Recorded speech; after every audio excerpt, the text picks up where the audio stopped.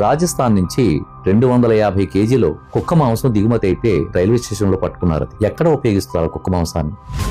భారతదేశంలోకి చొరపడిన పాకిస్తానీలు, బంగ్లాదేశీయులు, రోహింగాల వంటి ప్రమాదకరమైన జాతి అంటే గొడ్డు మాంసం అని కాని, ఆవు మాంసం అని కాని, దున్నపోతు మాంసం అని కాని హిందూ జాతిని భ్రష్టత్వం పట్టించడానికి చికెన్ తో పాటు కలిపి మనకు వడ్డిస్తున్నారన్న విషయం మీకు తెలుసా? గుజరాత్ లో ఈ మధ్యన ఒక మాఫియా బయటపడింది. అది ఎటువంటి మాఫియా అంటే తులసి రెస్టారెంట్ అని పేరు పెడతారు, కానీ దాన్ని నడిపించేది పాకిస్తాన్ నుంచి వచ్చిన, బంగ్లాదేశ్ నుంచి వచ్చిన ప్రమాదకరమైన జాతి ఒకటి, రోహింగా లాంటి వాడి జాతి. భారతదేశం యొక్క సంపదను కొల్లగొట్టడమే కాకుండా మాంసాహారంలో కూడా నిషిద్ధమైన ఆవు మాంసం కానీ, గొడ్డు మాంసం కానీ మాంసాలు కలుపుతూ మన హిందుత్వాన్ని, మనలో ఉండే శుద్ధత్వాన్ని భ్రష్టత్వం పట్టించడానికి పేరుకు హిందూ రెస్టారెంట్లు కనపడతాయి. కానీ అన్ని చోట్ల కూడా భారతదేశం అంతా కూడా ఇదే విధంగా మన భ్రష్టత్వం పట్టించాలని చెప్పని హోటల్స్ రన్ చేస్తూ అసలు వ్యక్తులు, ఈ దుర్మార్గులు బయటికి కనిపించకుండా కేవలం మన హిందువుల చేత నడిపించేలాగా ఏర్పాట్లు చేస్తూ పెద్ద మాఫియా నడుస్తుందనే విషయాన్ని మీకు తెలియదు. ఈ విషయంలో మన దేశం నుండి ముస్లిం సహోదరులు, క్రిస్టియన్ సహోదరులు కూడా